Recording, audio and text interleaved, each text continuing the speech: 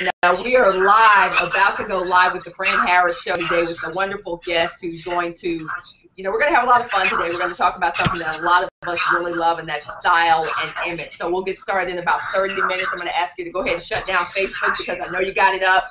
Turn your phones off. You don't want to miss a minute of the next hour we're going to be spending with our special guest, Avis Fran. So hang out. You're at the Fran Harris Show, and we'll get started in about 30 seconds.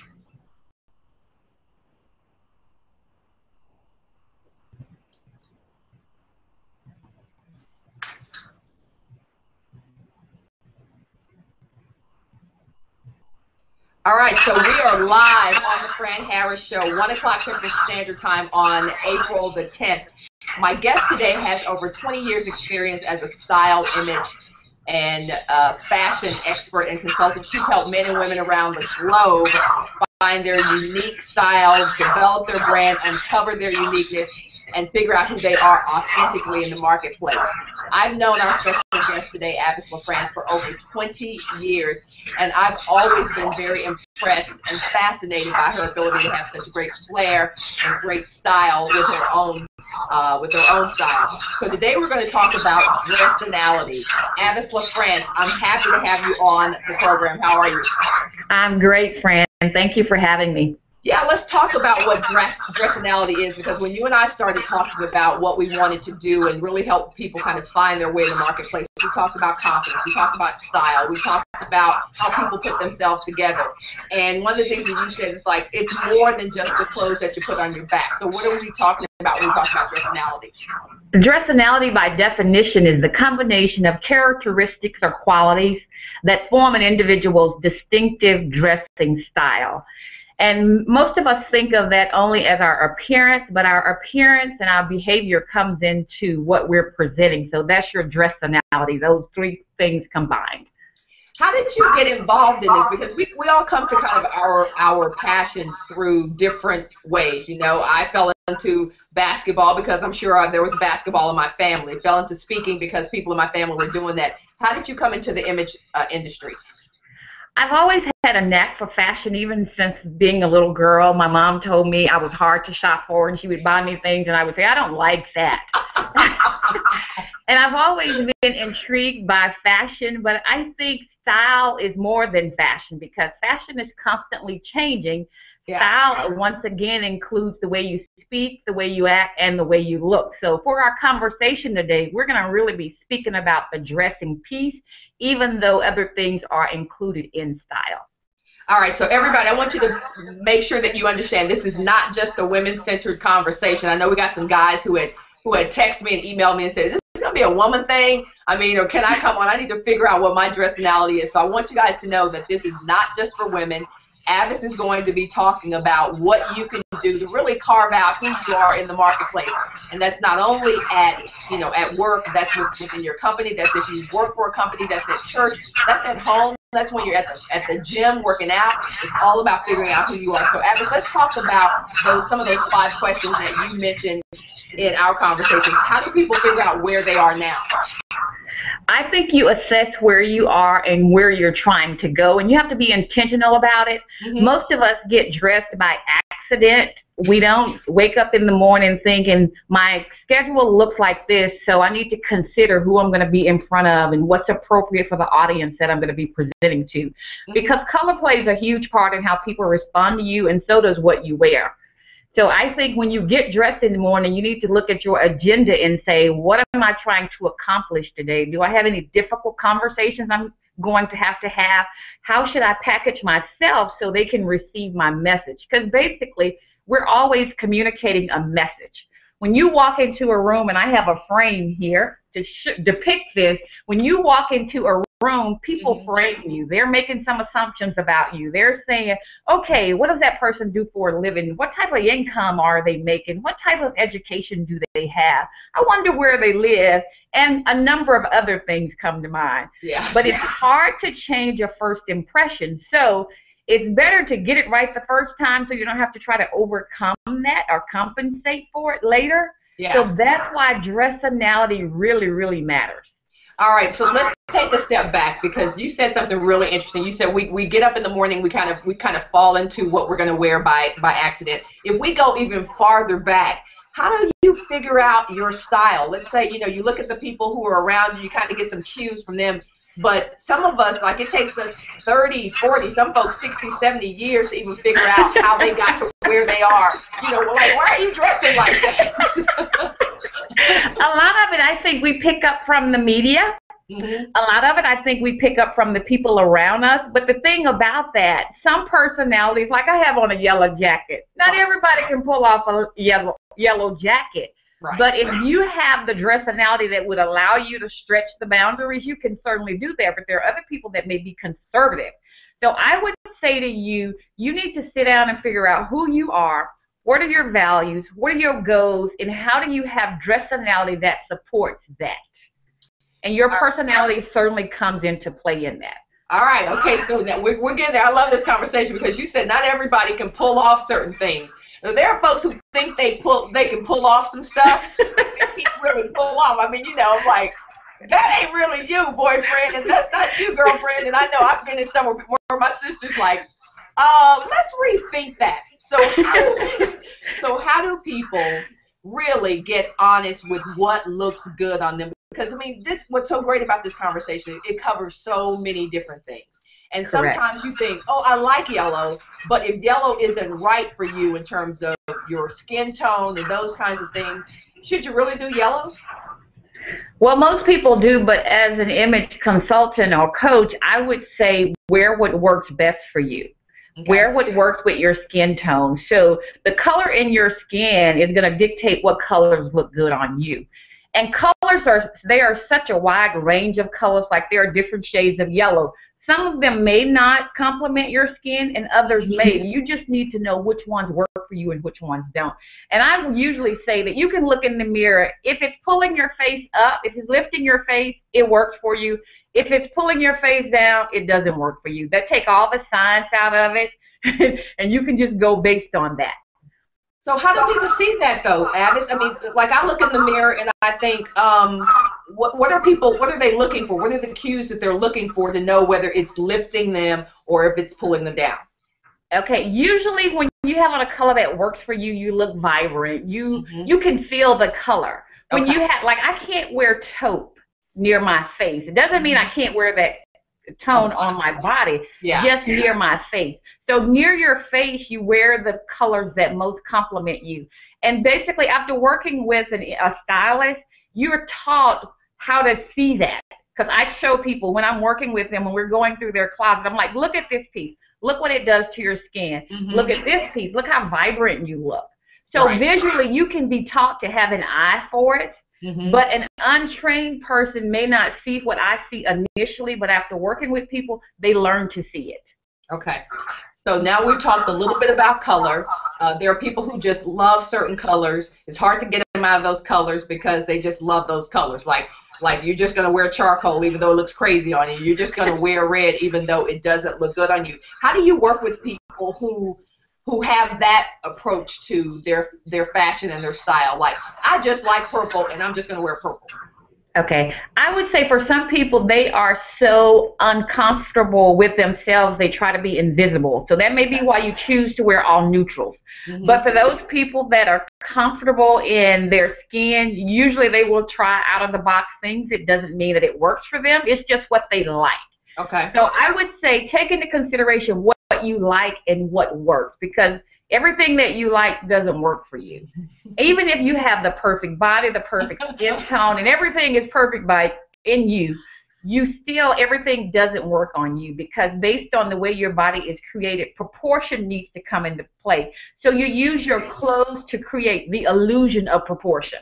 You may not be perfectly proportioned, but you can use your clothes to compensate for that. All right, so let's take another step back, and I know you said you were hard to shop for when you were younger, that's hilarious. And you could have done a number of things in your life, Avis. Clearly, you know, intelligent, charming, ambitious. Why did you go into this particular industry in this field? I think we're in a culture where anything goes. There was a time where we were pretty conservative and we understood what business casual meant and what casual meant and what evening meant. But those things have kind of all merged together now, so people just do whatever works for them, not taking into consideration what perception their image is going to give the people that they're going to encounter.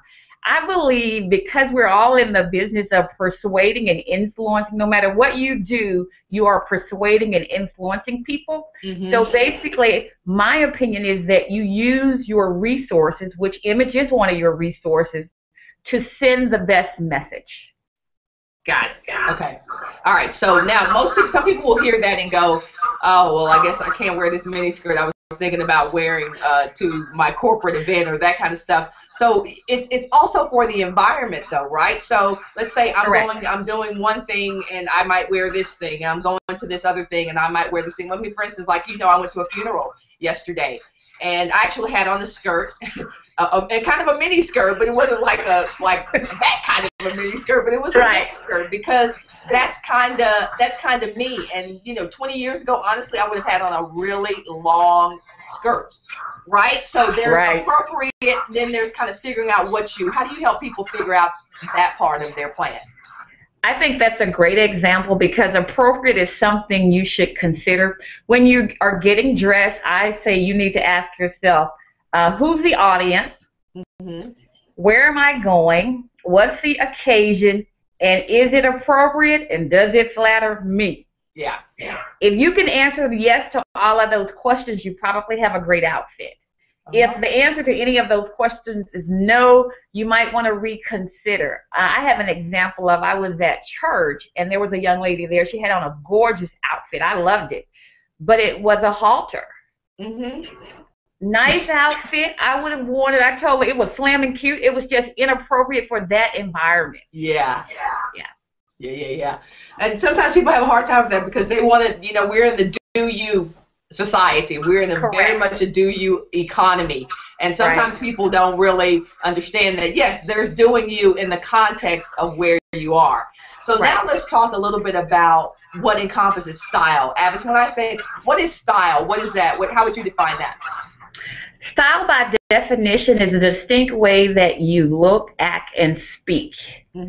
So when you take into consideration all of those things, who do you think about? I think Michelle Obama has style to me because I look at her attire and say she's always appropriate. She's always well put together. She has this presence about her. She has poise. She communicates well. Her behavior is intact. And she does it, I'm sure, publicly and online. It's not like she just says, in person, I'm going to be great. But online, I'm going to do whatever I want to do. I'm going to post any kind of pictures. Because in today's society, we have to consider what is our reputation when we encounter a person as well as what is our reputation online. Because when you're interviewing for a job or you're being considered for something, they are trying to find information on you to see if there's a consistency in what you're telling them and what they see out there. So that's your brand. Yeah, we could hide. 10 or 15 years ago, we could hide who we really were. And, now we get online, we post different kinds of Facebook pictures, we tweet different kinds of things, and you have this trail of lights, this trail of pictures, this trail of evidence as to who you are. And, I mean, a lot of folks, as you know, Avis, are either missing opportunities, losing opportunities because they have not been extremely smart when it came to posting stuff online. What experience do you have with helping people kind of figure out their online presence? I would say you decide what you want to be known for, and that's your brand basically, and be consistent in that. Who I am at church is who I am at work. It's who I am when I go to a restaurant. It's who I am at home. And that consistency allows me to consistently communicate the same message about who I am. So people don't have to wonder if I'm authentic, because when they encounter me out or at the gym, I'm always the same person. I have on different clothes, of course, but I'm the same person at my core. And I think that's why when you say certain words online, you need to be very careful what can be read into those words. And is that something I would want repeated about me, or how is that going to make another person perceive me? And it may be what you're thinking. I think there's a reason you can see people and you can't see their thoughts. Some things need to be left unsaid. But I think we live in a society where we feel like if I feel like that, I can say whatever I want to say. Sure. But I'm of a different opinion. I just think you have to be very careful, because once it's out there, it's out there. All right, so your first question was, where am I now? Your second question was, where do I want to be? How does that question factor into one's Dressonality? Okay, where I am now is just being honest with yourself, a true assessment of where you are. Where you are, is it supporting where you're going at your employer? Does it support the vision you have for your future? If not, it may be time for some adjustments. And what was the second piece? I'm sorry? Yeah, it was like, where do I want to be? Where do I want to be? Where am I going?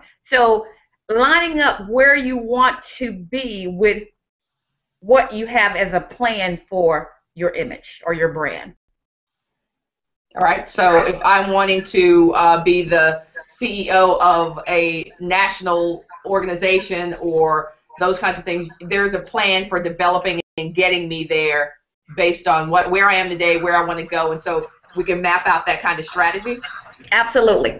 When Obama decided he would run for president, he didn't wake up that morning going, oh, let me make sure I dress appropriately because I want to be the president. Years before that decision was ever made, there was a plan in place, a strategy. Yeah. And I think the same thing is necessary for us. Okay. Let's talk about the roadmap for getting there. Let's say I am a person who really has no connection, no sense of my style whatsoever. I've never really thought about which colors I wear, where I want to go. You know, I've pretty much just kind of been flying by the seat of my pants when it came to my personal style. What's the first step for someone who's watching right now who's saying, you know what, I'm realizing listening to these two women talk that I don't have a clue about why I put myself together the way I have. What's that person's first step? I would say the first step is sitting down, doing a personal assessment. I would say the second thing would be to ask some of your friends, if there was one word I could use to describe you, what would it be? That's your brand in their mind. If that's something you're happy with, that's great. But if it's something you're unhappy with, it's time for some adjustment. Well, sometimes your friends kind of hate on you, though, Abby. Now, surely you have one honest friend, and you want to go to that friend you trust to tell you the truth, not a friend that hates on you. You do have some haters.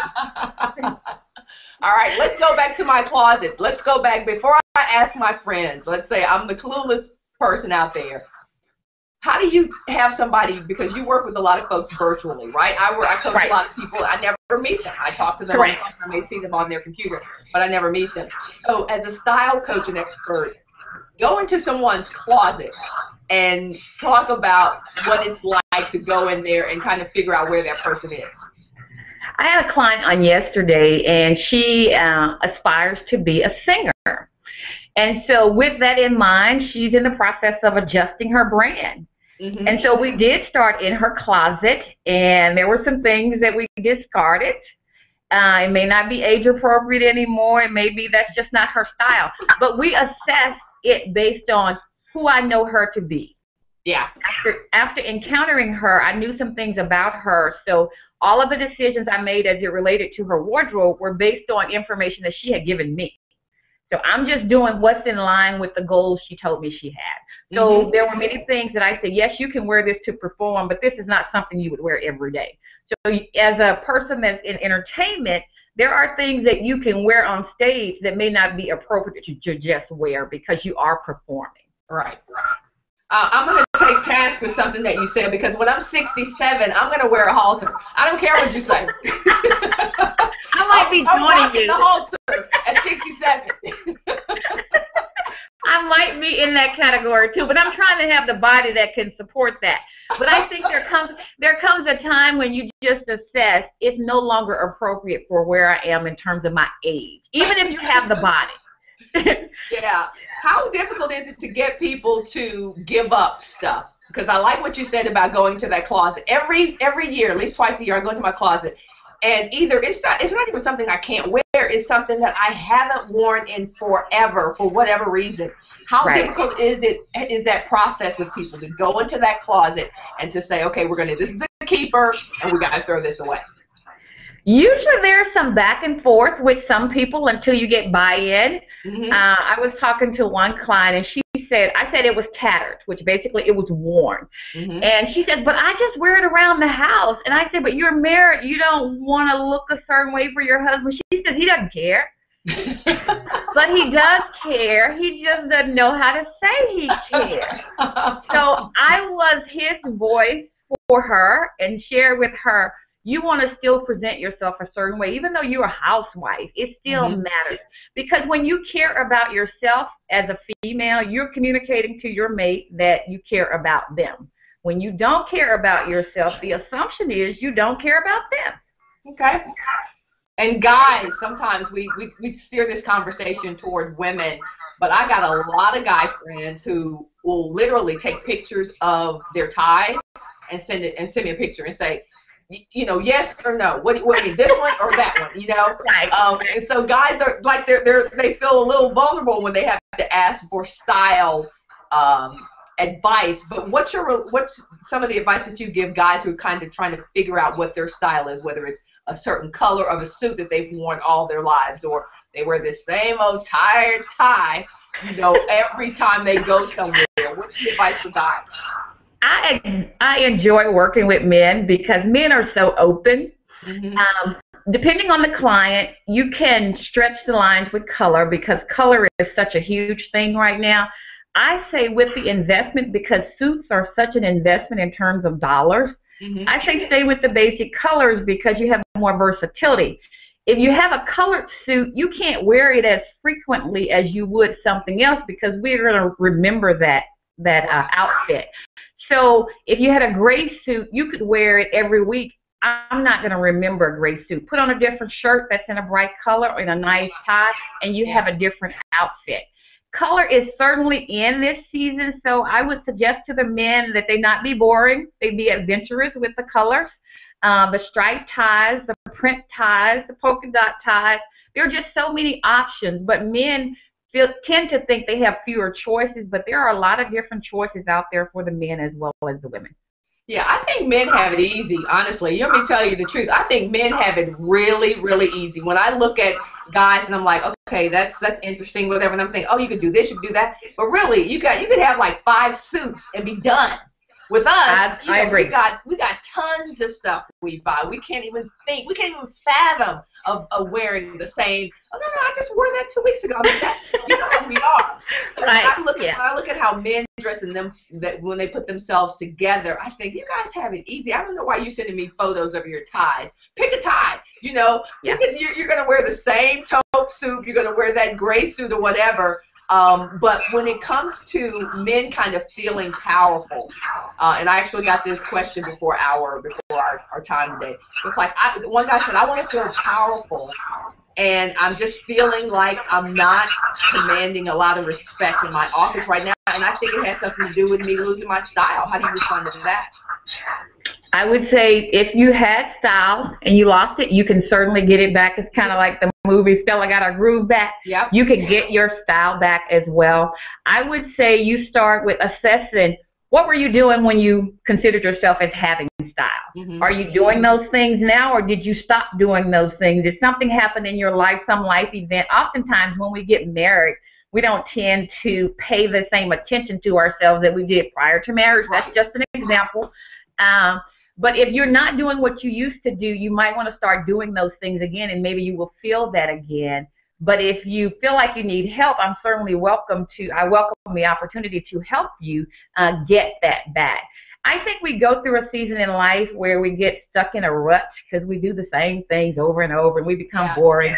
But you can get the excitement back into your life. And it may not be your wardrobe, it just may be your life in general. But I would certainly say adding colors, assessing what colors you have in your wardrobe. Some of the basic colors that men wear, of course, are black, gray, tans, And then there's so many different shades that even in those categories, navy has returned in a big kind of way this season. So making sure you have some of the trendy things as well as some of your conservative things so you feel like you have that flair.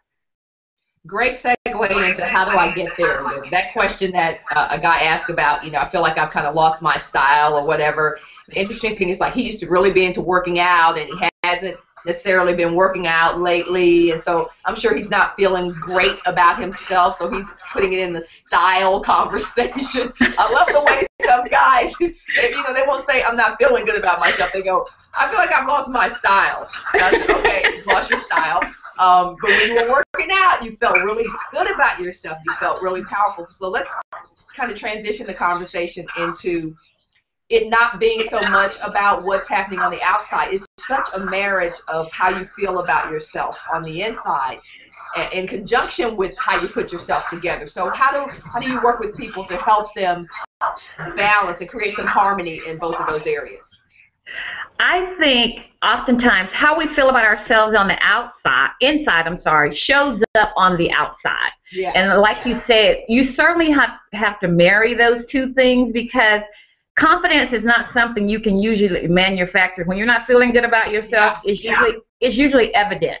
That may be why you don't go to the gym anymore. That may be why you don't have the same sense of style that you used to have. Something is going on that needs to be addressed so you can get that confidence back that you once had.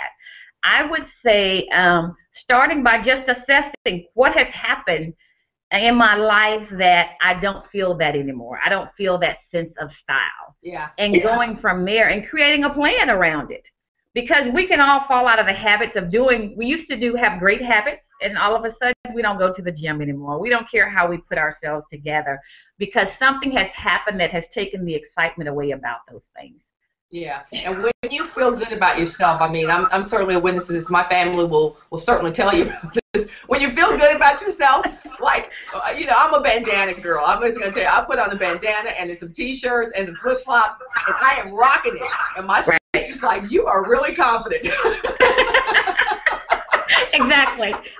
Yeah, I mean, it's true. When you feel good about yourself, you're less concerned and you feel less conspicuous about, what you put on. When it's time to look good, for sure, you put yourself together.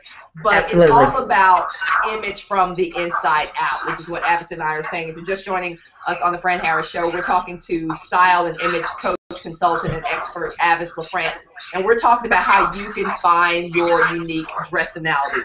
So, Avis, let's talk a little bit about why people kind of get stuck with, okay, so I got the diagnosis, you told me kind of what I need to do.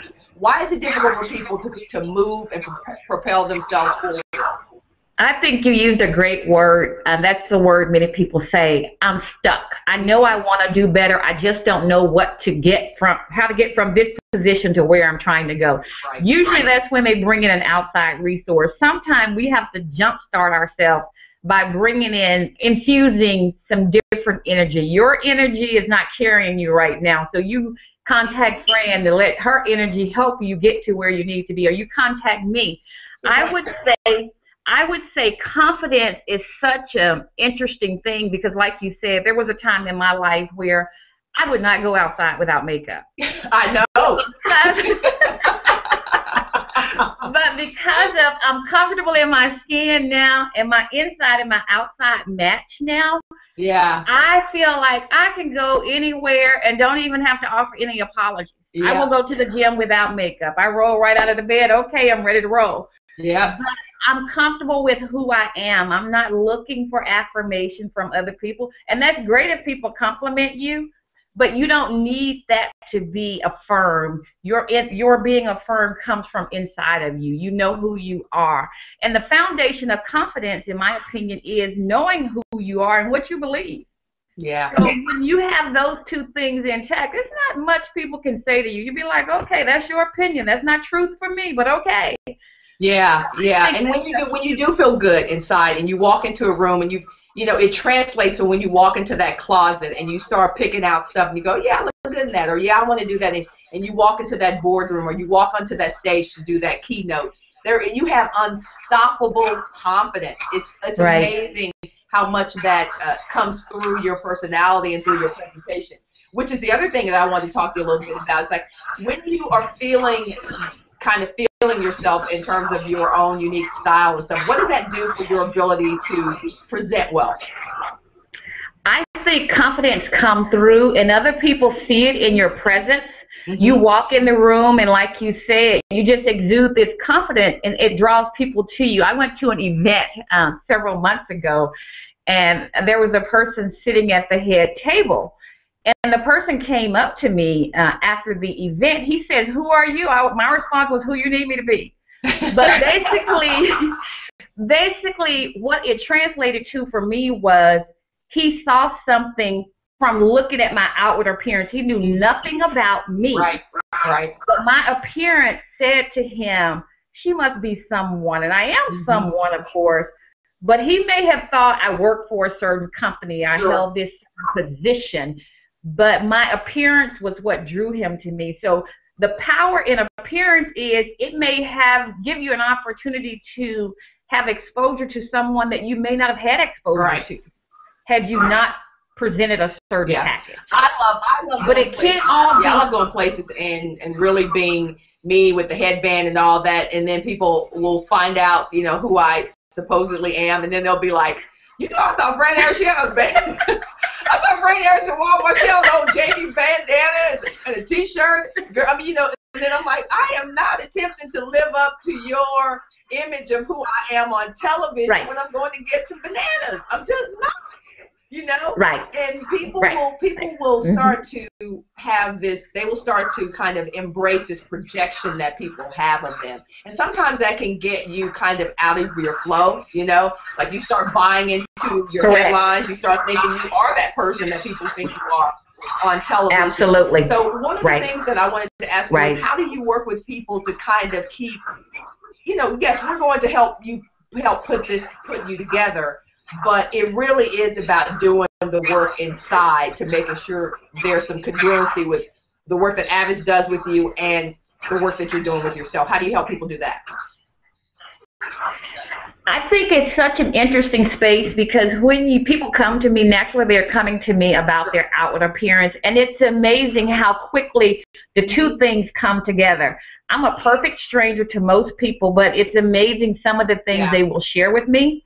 And the assessment that I have people complete gives me a lot of information about them, which allow me to ask certain questions, and they just start to open up. And oftentimes, it's how they identify where they're stuck.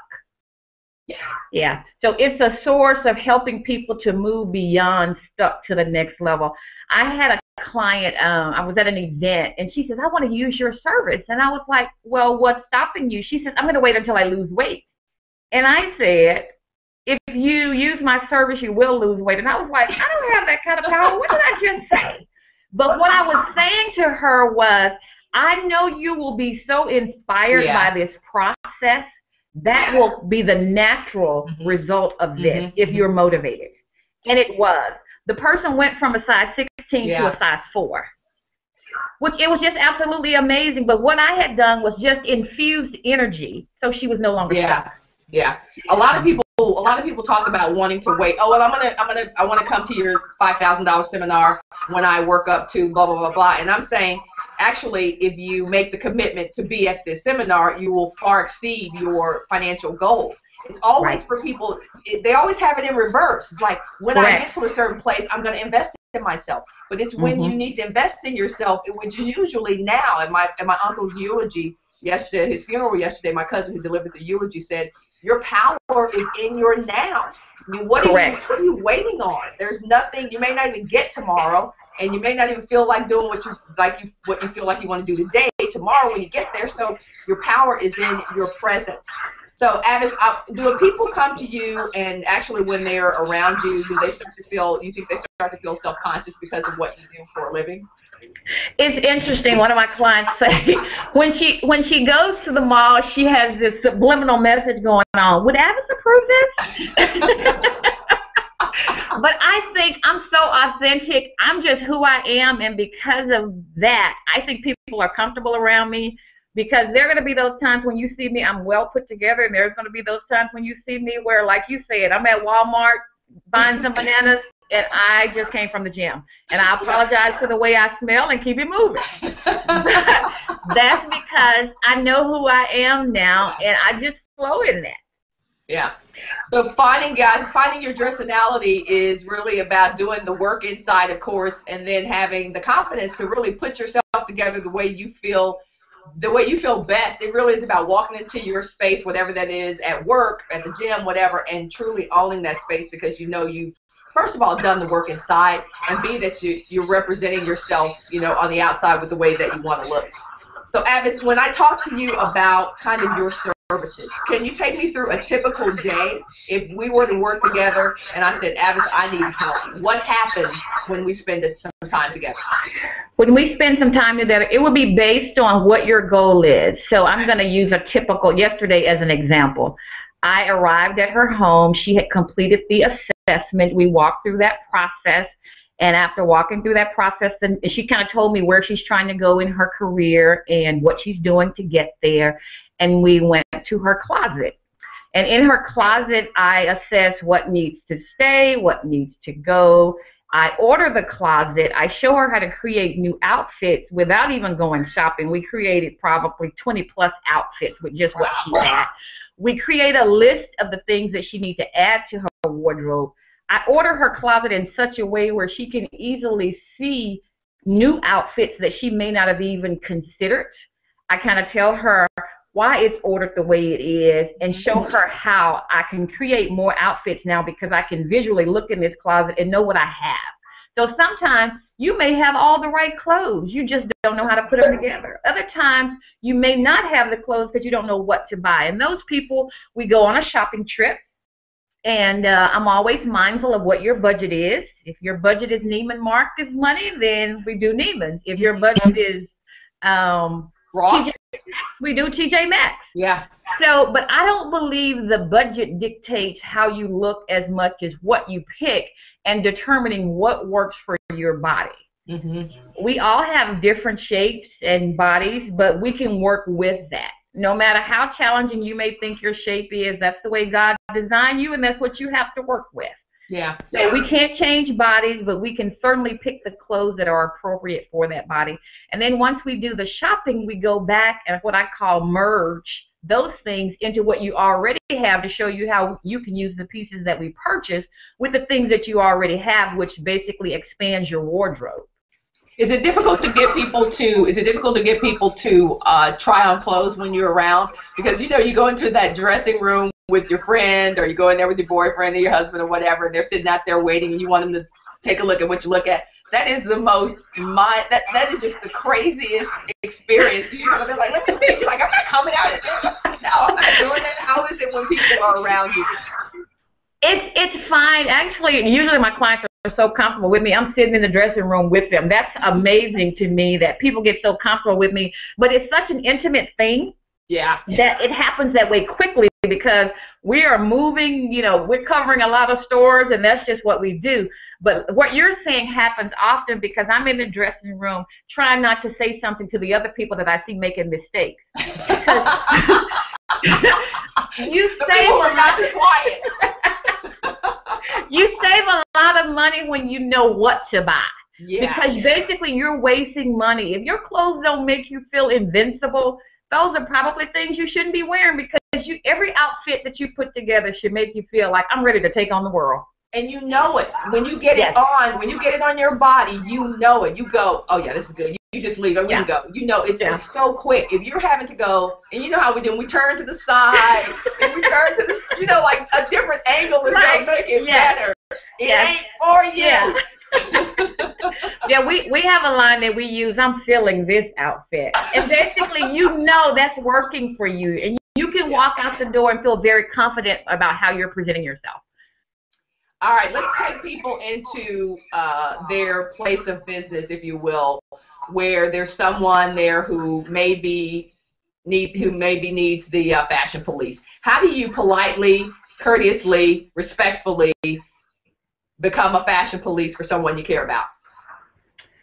I think you tell them the truth in love.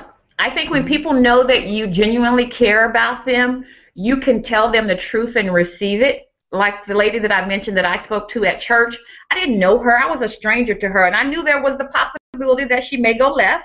Yeah. But because I felt so strongly about it, I made the decision that I was willing to take the risk. If someone is your friend, to me, you are obligated to share with them the truth. And they may not be happy with it. But I think in the long run, they will so appreciate you, because that could be the thing that saves their career. Yeah.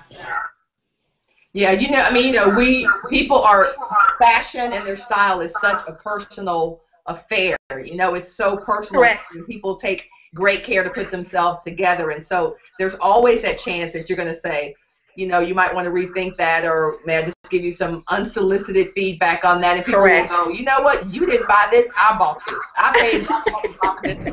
There is always that chance. Right. But I love the fact that you were able to do that with this person, and that they received it because of the place that it was coming from. So what are you doing these days? What are you working on these days, and how can people connect with you? I am on Facebook. I'm on the internet. I have a YouTube video that promotes the business, and I certainly welcome the opportunity to present that. I'm working on some curriculum right now that I'm hoping to roll out to some schools, because I think image is something that's needed on every level. Yeah, for sure. Well, Avis and I actually got together and we created something special for you guys. I wanted to know where she was going to direct you before I told you about this, but we're doing something called a Dressonality little package. And so if you go right now to franharris.com/success, you will find out about that package, and I'll tell you a little bit about it. Avis is going to do a 30-minute kind of a fast-track style assessment on you, where you get to send pictures of you, your hair, your makeup, your shoes, your dress, whatever it is that you do. This is like a fast track. Let me go. This is an emergency kind of a makeover thing. So she's going to do that for you. And then what I'm going to do is, because I've been getting a lot of calls and emails about career and business branding, what I want to do for you is give you a 30-minute, 45-minute kind of career explosion, business explosion session to help you kind of figure out how you incorporate what Avis is working with you on and making that work for you in your business. We're also doing a private Facebook group. So that means that you're going to have access to both me and Avis in our private Facebook group, where you get to kind of throw out some questions and network with people. And so the package that we're giving you, if you're already at franharris.com/dress, is over $6,000 plus the $7,000, and we're going to do it for you guys for only $297 today. And so what we're doing, we're looking for folks who are really attempting to discover, rediscover, reinvent themselves, which is one of the reasons we were able to do this for such a low price, because we really want to use you guys, quite honestly, leverage your insights as a case study for how people, when they do the work inside and they kind of put together the external parts of their game, what happens for them in their life and in terms of their success track. So you can go now to franharris.com/dress to get that special offer. I will leave it up until Saturday midnight, and then it will go up until probably $497 or $797. So if you want the $297 special, you need to go to franharris.com right now /dress to get that. All right, so Avis, we're going to talk a little bit more and answer a couple of questions that I got from folks who wanted to know how they should approach a spouse or a significant other who has kind of lost their way with their style. They've kind of let themselves go, if you will. How do you approach that, a very sensitive subject? I would say first in love, and of course, being that you're their mate, they know you love them. I think you have to be very selective with your choice of words. If this is a man, this is an example that I will give you that another client used. You may tell that person that you want to hire image coach for the both of you all. Okay. That you think you could benefit from it in terms of your career or in your personal life. You want to have an image that supports your visions, your values, and your goals, and you want both people to be in that place. That's what some men have done, and that has worked very well. Recently, I had a couple that I worked with, and it was a husband and wife, and the husband had suggested it to the wife, and initially she didn't receive it, But when the topic was revisited, she did receive it, and I had an opportunity to speak with him along before having an opportunity to speak with her, which I think was great because I got to hear his side of the story without her interfering with what he was saying, and put those things together to create something that would get both of them to where they want it to be. So I have the pleasure of still working with them, and it's going great right now. But I think he wants to see his wife care about herself, and she has turned the corner, and she's really doing the work to do that. So where does that come from, though? You know, when I think about a husband or a wife coming to you and saying, hey, I'm concerned about my wife, or is it coming from a place of I want to look at something different in my spouse? You know what I mean? If it's coming from my heart, and I'm like, I see that Fran has really kind of let herself go, and I'm concerned about her. Or is it coming from, I am tired of seeing Fran in boxer shorts and T-shirts? I think men are very visual, and as we all know that. But I think we can so get comfortable when we're married. I was married for 17 years, so I know both sides of the equation. I'm now single. But I think whether single or married, it is very important that you care for yourself, and not for your mate, for you. Your motivation should be, I'm going to do the best I can do with what I have, whether it's my physical well-being, whether it's my spiritual well-being, whether it's my emotional well-being. In every area of life, we need to be concerned about being our best. Yeah. All right, another question that we got was, I have gained about 20 pounds, and I have started to wear just kind of big things. I don't tuck my shirt in anymore. I basically have started to wear all things that resemble a tent. And so how do I find my unique style while I'm attempting to lose weight? Okay. First, I would say big clothes often make you look larger. So that may not be the best choice of clothing, because the more fabric you have in a garment, the bigger you're going to look. Yeah. So I understand that concept, because that's what most people do when they think they're putting on a few extra pounds. And the other thing big clothes will do for you, it'll allow you to gain those pounds without noticing you put them on. Yeah. Which is a danger. Yeah. Because you can put on 15 pounds and not know, because you wear scrubs every day. Yeah. So you have to be careful with that. But what I would suggest is, you know how much you've gained, you know you want to lose it, create a plan around that and exercise some discipline. Where am I falling short? What is contributing to me gaining this weight? Is it my eating habit? Is it I'm not exercising? Is it both of those things? And create a plan, because nothing happens in life unless we are intentional. Yeah. So if you want to lose weight, you have to be intentional. All right, next question is, I am having lots of hair drama. I don't know what to do with my hair. Nothing I'm doing with my hair is looking good. How do I figure out how to find the best hairstyle for myself?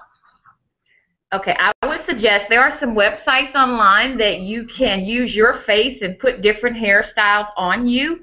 That's one option. I would suggest that you consult with a professional. That's actually one of the things that I do as part of a makeover, is we talk about hair.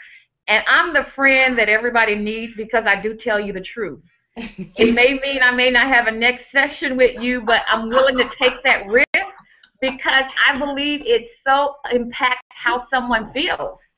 So with that said, I give advice on that, and I'm going to be honest with you on how it actually looks on you or doesn't, and then finding a style that works best for you. Are you grabbing something to show us right now? My battery is actually, I'm plugging my computer in. Oh, okay. Okay. I was like, what are you about to do? Okay. Okay, I'm sorry. All right, so that was the hair thing. And then another question had to do with, what is this, makeup. I am a person who likes natural makeup. And sometimes when I go to my stylist, she glams me up.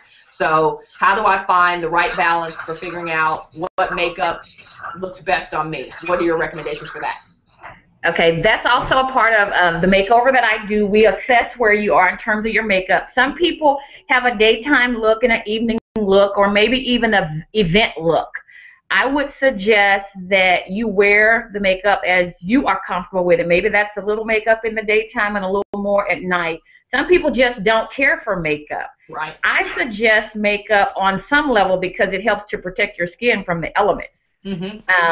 But if you don't prefer makeup, just ensure that you have a finished look. You're polished. All right. All right. So I want to remind you guys, if you're just joining us on the Fran Harris Show, I'm talking to Avis LaFrance. We've got a really special offer for you at franharris.com/dress. That will be available until midnight on Saturday. You'll have the opportunity to work with both Avis and myself in our private Facebook group. Also, there's a quick little package that Avis will do a fast-track image kind of makeover for you. You send her pictures, and then I'm going to do a career, brand, business development type strategy session with you as well. So that's at franharris.com/dress. We've got a few more minutes for a couple more questions. Avis, are you good for that? I'm good. All right. So someone wants to know, they've just got promoted in their company. They got promoted in their company where they were like a sales rep, and now they're like a sales manager. What changes should they make to dress for where they are, the position that they now have? It's time to take it to the next level if you haven't done that already. As the leader, you are the example for your organization, and they're going to take their cues from you because you are the leader.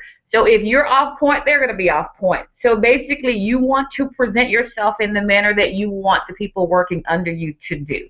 I don't know what you dress like as a sales rep. I don't know your line of business.